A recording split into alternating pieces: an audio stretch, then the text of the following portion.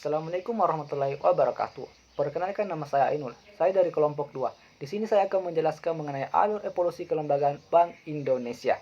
Dalam penyampaian materi ini saya ditemani oleh rekan-rekan saya, yaitu Muhammad Imam Afandi, Akbar Fajrin, Sela Sri Wahyuni, Sukmawati, dan Diki Chandra. Baiklah, langsung saja saya akan menyampaikan materinya. Evolusi kelembagaan Bank Indonesia.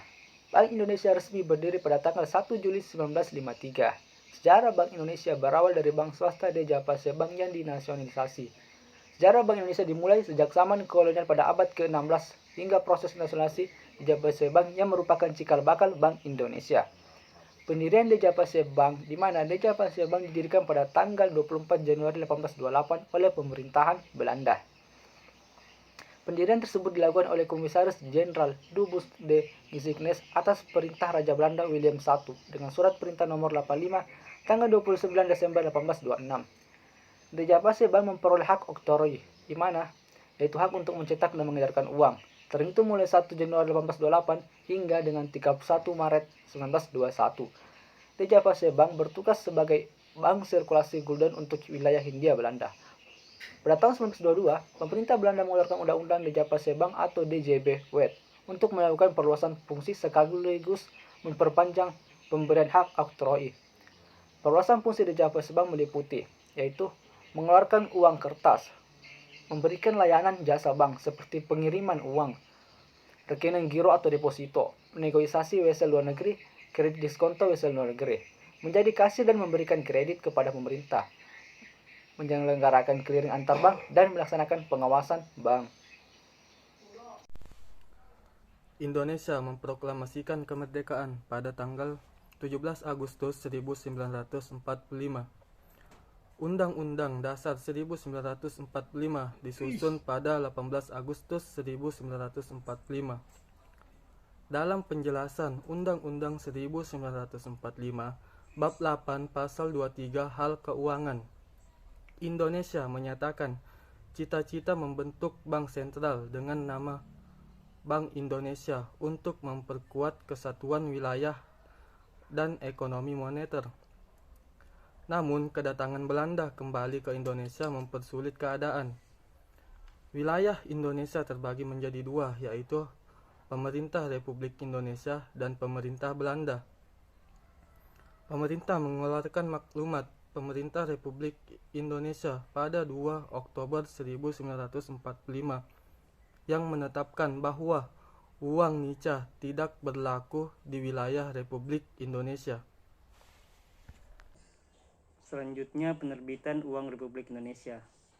Pemerintah Republik Indonesia membentuk Yayasan Pusat Bank Indonesia yang kemudian melebur dalam Bank Negara Indonesia atau disingkat BNI sebagai bank sirkulasi berdasarkan peraturan pemerintah pengganti Undang-Undang Nomor 2 Tahun 1946. Nah, pada Oktober 1946, pemerintah berhasil menerbitkan uang Republik Indonesia atau disingkat ORI sebagai uang pertama Republik Indonesia. ORI mulai berlaku pada 30 Oktober 1946. Tindakan pertama yang dilakukan pemerintah Indonesia sebelum mengedarkan ORI adalah menarik uang invasi Jepang dan uang nica dari peredaran. Next. Nasionalisasi Dejavase Bank. Pada Desember 1949, Belanda mengakui kedaulatan Republik Indonesia sebagai bagian dari Republik Indonesia Serikat. Konferensi Meja Bundar atau yang biasa disebut dengan KMB pada tahun 1949 memutuskan Dejavase Bank sebagai bank sirkulasi untuk Republik Indonesia Serikat dan BNI sebagai bank pembangunan. Kemudian pada tanggal 17 Agustus 1950, pemerintah Republik Indonesia Serikat dibubarkan dan Indonesia kembali berbentuk Negara Kesatuan Republik Indonesia atau yang biasa disingkat dengan NKRI. Kemudian Dejavase Bank dinasionalisasi berdasarkan Undang-Undang Nomor 24 Tahun 1951 tentang nasionalisasi Dejavase Bank. Pemerintah Republik Indonesia pada tanggal 1 Juli 1953 menerbitkan Undang-Undang Nomor 11 Tahun 1953 tentang Pokok Bank Indonesia yang menggantikan Dejavase Bank WED pada tahun 1922.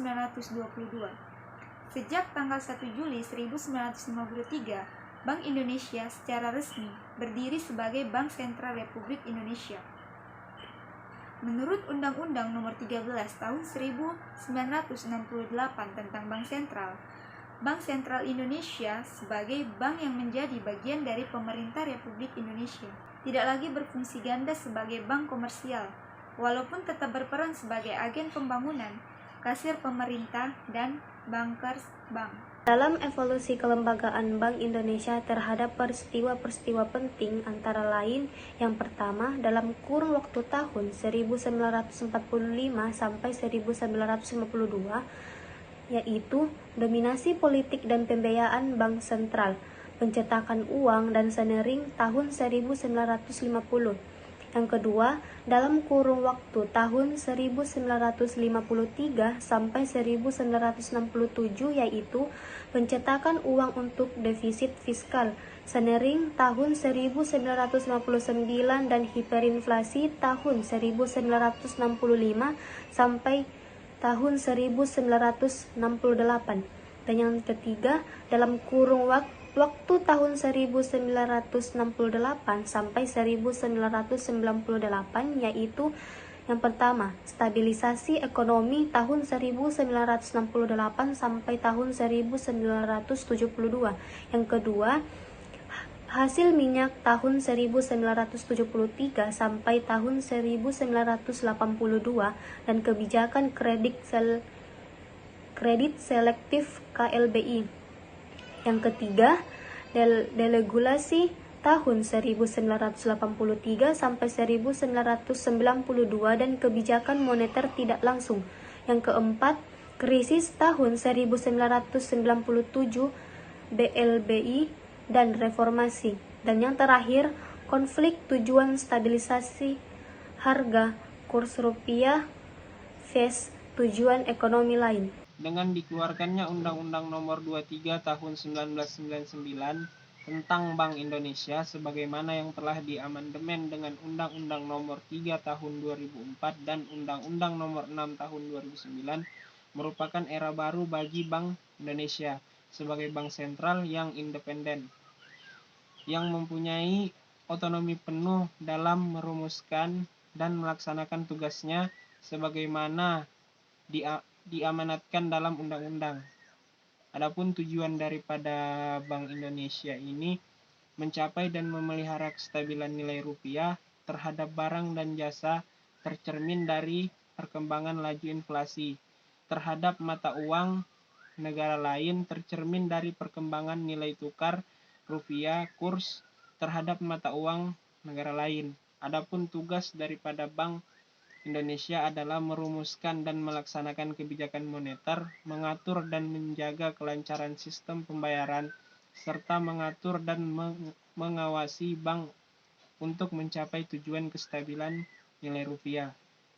Jadi seperti itulah alur daripada evolusi kelembagaan Bank Indonesia hingga sekarang.